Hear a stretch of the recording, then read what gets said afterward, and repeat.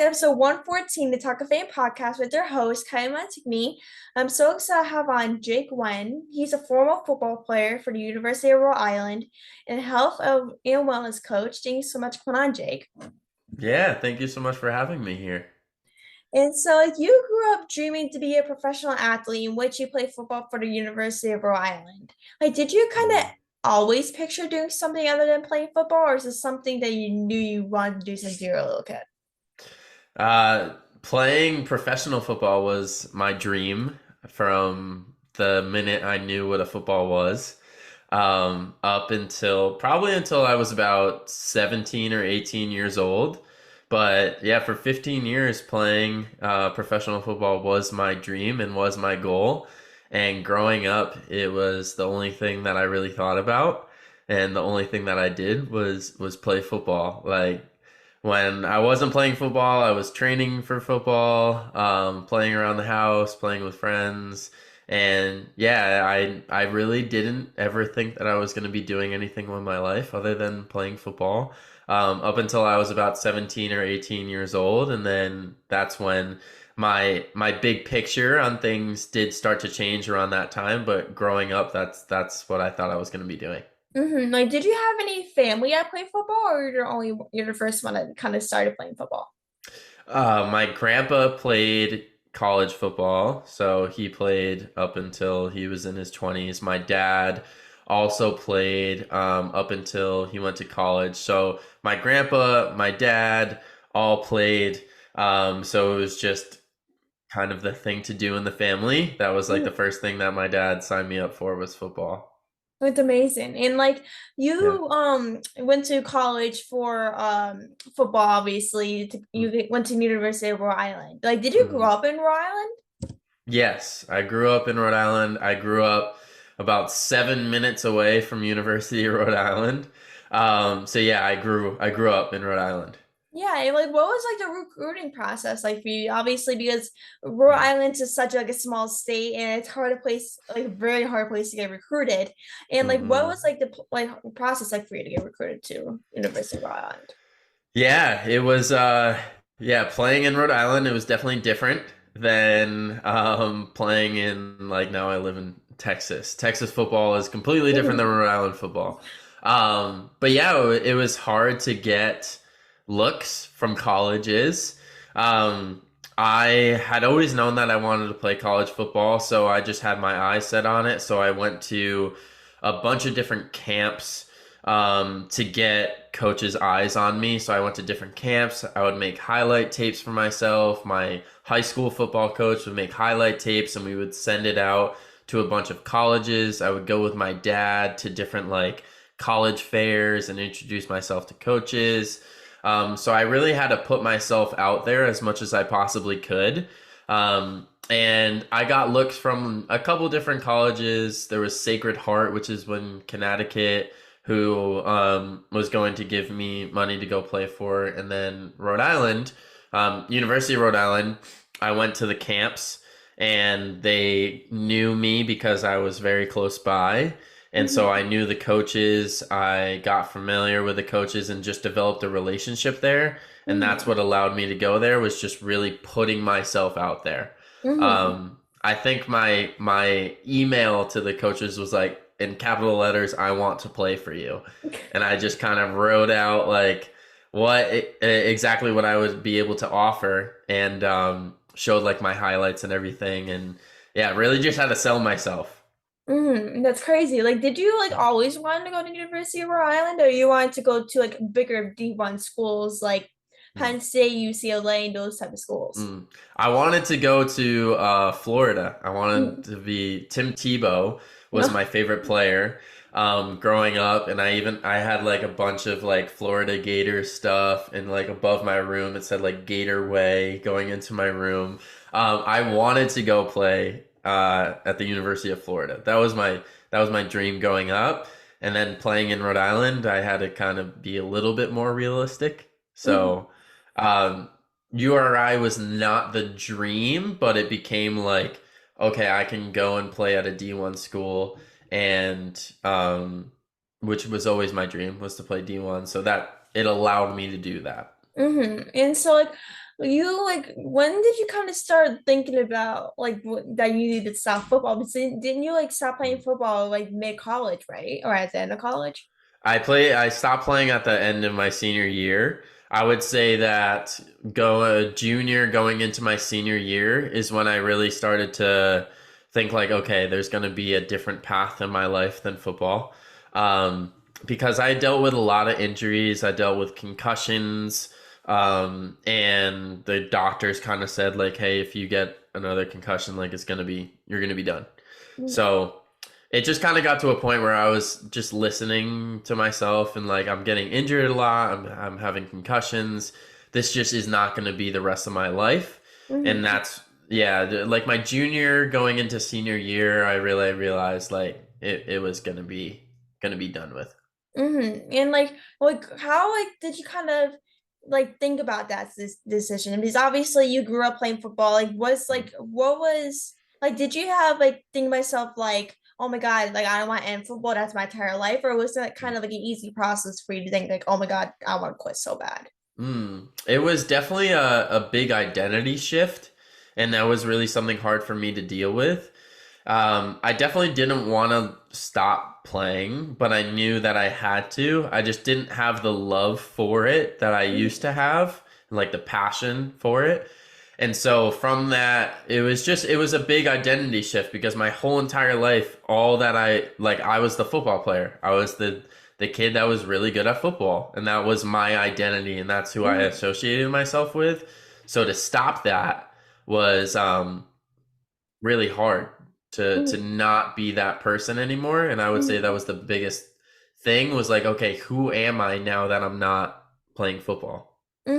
And so like I wanted to talk about you like your own company, Mm, Chronically Healthy, like yeah. which people break free from the healthcare system and find true Mhm, physical and mental health. Like what made you want to start your own company? Because obviously from mhm, switching from being a football player to now owning your own company, like how did you come mhm. up with the idea and starting it?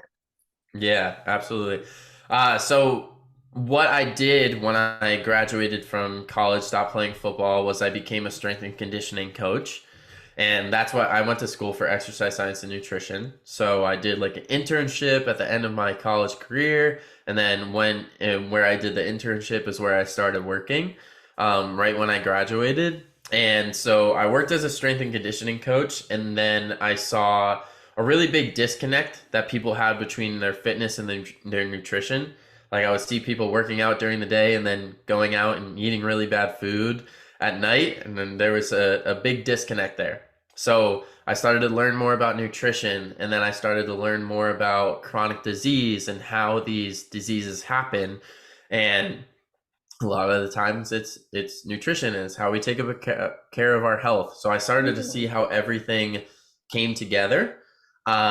And then I just had a strong desire within me to spread that message with as many people as I can. And so I went off. I stopped working as a strength and conditioning coach, started to talk about my message more, and I started creating content, and it just really funneled into me helping people with their Mhm. health. And I started helping more and more people, and that's where the business came from. Was just I was helping a lot of people, so I said, hey, I want to make a career out of this, so I'm just going to have my own business that helps people get healthy, and Mhm. that's where it came from. Yeah, like if people are kind of struggling to eat healthy or finding a healthier life, how can they create a healthier life for themselves? Because for me, like I don't speak about this often, but like I have a difficulty like eating a soda. I eat all junk food. That's the only thing I Mm, eat. And so like, I want to like see like how can people create a healthier life for themselves? yeah, I think it all starts with the connection with yourself, working on the connection that you have with yourself. So a lot of people like what I say is make yourself your best friend. Like, what would you tell your best friend to do? If you wanted your best friend to be the healthiest person alive and you care about them a lot, what would you tell them to do? You would probably tell them like, "Hey, eat quality food. Eat, organic food that comes from good sources. You should probably eat that stuff so it's good for you. You should probably drink enough water so it's good for you." Like that's what you would do for your best friend. So it's really working on the relationship with yourself to become your best friend. Mm-hmm. And if you would talk to yourself as you would to your best friend, what would you tell your best friend to do? And do that same thing for yourself. So definitely with like eating healthier, just work on loving yourself more, work on the relationship with yourself, and then you'll want to put better food into your body for sure. You'll want to go on more walks, exercise more because you know that you have to take care of yourself because you're your Mm-hmm. best friend. Um, and then that all goes into definitely with your food. You want to be focusing on the best sources. So things that come from the earth. Mm-hmm. So high quality like animal foods for that come from good sources. Like if we're eating just regular store bought meat, it's not going to be the best thing. But if we can find a local farm to buy things from, and we can find like grass fed stuff, that's a good place to start. And then just organic, organic as much as you can. Mm-hmm. Is that like something that you struggle with? Like, you ever struggle with growing up? I struggled more. I had really bad food allergies that made it really hard for me to eat certain things. And it was a lot of like I dealt with some autoimmune conditions. Mm-hmm. So I got Lyme disease and that really screwed me up. And I dealt with a bunch of autoimmune things, was getting random hives. I had really bad food allergies. So I didn't necessarily struggle too much with like being overweight and eating a lot of bad food or anything. It was more just I had to overcome my autoimmune conditions and allergies. Mm-hmm. And through eating higher quality food and taking care of myself, that's how I was able to overcome it.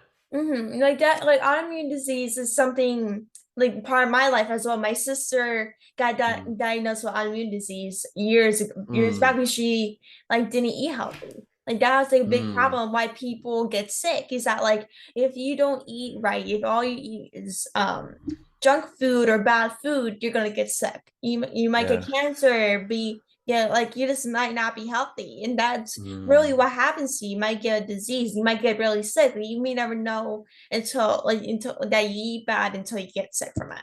Mm. Exactly. Yeah. Yeah. It's all the quality of the things that you put into your body will determine the quality of your life. And so, in terms of mental health, like if like I Mm. know you are very passionate about mental health, and like if people don't suffer from anxiety or depression, Mm. what does it usually look like? Just not having a life that you're truly aligned with. So it might look like a job that you really don't enjoy. It might look like a relationship that doesn't serve you, like a relationship that um, just makes you feel like sad and not like you're getting out of it what you know, like a loving relationship.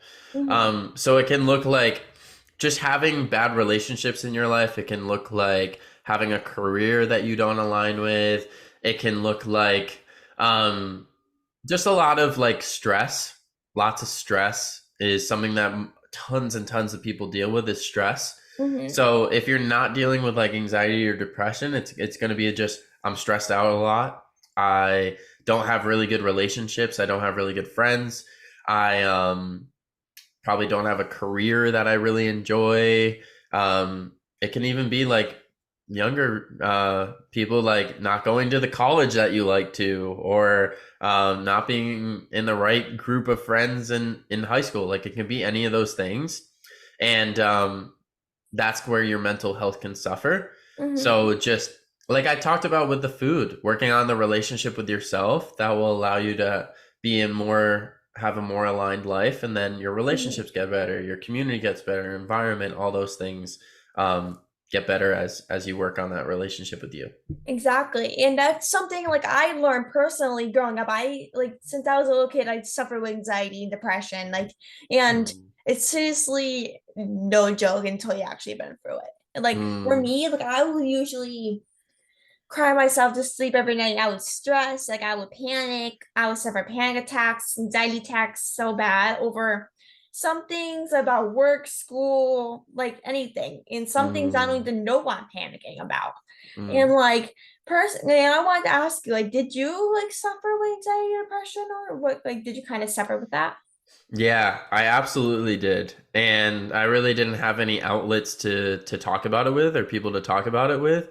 I definitely suffered with it in high school and college because I talked about like my identity changed and I started to realize, oh, okay, this isn't going to be like football is not going to be my entire life. And I suffered with anxiety and depression and just not really feeling like myself. I definitely through high school, through college, felt a little bit out of place. And like I didn't really resonate with everyone else. And now I've come to realize that that was because I wanted more with my life than most people wanted. And I was just feeling those feelings early on, but I tried to fit in. I tried to be someone different than who I was. And so it definitely caused me a lot of anxiety, a lot of depression. I dealt with all those things. And like everyone like did like suffers those things in every single way. Like Mm, I suffered that. Like I literally like did things to like to or more things to stress me out, more things to mm, fit myself in, not being myself. And that's really mm, not the best thing to do because like obviously you do want to fit in, but not being mm. yourself is not the most important thing. You should be really your true self, obviously, because if people don't like who you are and what you like or whatever, and you're just lying to fit in. That's like you just need to be your true self, obviously, because if they Mm, don't know who you actually are, then it's just gonna make things worse. Trust me. yes, exactly. The only person you have to be is yourself. Exactly. And so, That's like, all that what is some matters. advice for people that are kind of struggling with mental health or like a Mm. food disorder that kind of want to make their life better? Yeah, absolutely. I would really take a life assessment and see where things are at. See where your relationships are at. Like rank them 1 out of 10. See where your career, what you're doing with your life is at. Rank it 1 out of 10. Even like financially and with your health.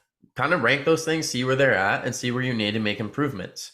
And then from there, I definitely think that just involving yourself around people that uplift you. So that might be a community event that you go to. I live here in Austin, and there's tons of community things going on.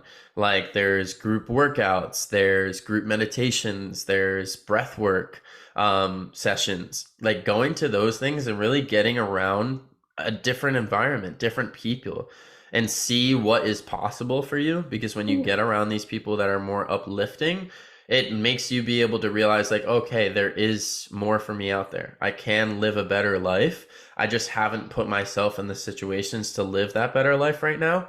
So just doing like one thing each day to get yourself a little bit out of your comfort zone and get yourself around good people, get yourself in good environments so that you can lift your vibration up and start feeling better every day. Exactly. And like with in terms of mental health, like like when like you like, kind of took the switch from Rhode Island to Texas, like how Mm. has like the change impacted you, like with more things to offer and more group things and stuff like that? Mm. Yeah, it's beautiful to see what can come into fruition when people come together to work on themselves. And that is how we connect. So, with offering more group things and doing like breathwork sessions with people together, I was just in Arizona holding a session with 150 people that all came together to do breathwork. And it's beautiful to see that when we go inward with ourselves, and we connect with other people, we just have this amazing sense of community and love, and it's incredible to see. And Mhm. when we're as human beings, we're meant to connect with one another, and through that connection, we're able to talk through things like all these things that we hold inside. We might have really amazing ideas or things that we want to express, and we keep it inside. But when we have good people around us, we're able to talk through that, and it makes more sense for ourselves, and we learn more through expressing ourselves with others. Exactly. And like I want to thank you so much for jumping on the podcast. It was so great Mm. speaking to you. I know we've been trying to kind of do this for a little bit. I know we have it scheduled. And Yeah. thanks, my massive thank you for coming on. Keep up the good work. I seriously like love what you're doing. You're doing such amazing Thank you. things. And I just want to wish you the best of luck and happy holidays to you and your family. Have a great 2023. We'll definitely talk soon. Awesome. Thank you so much for having me, and I appreciate you so much. Thank you so much. I really appreciate you as well. Talk to you. Yeah. All right. Bye bye.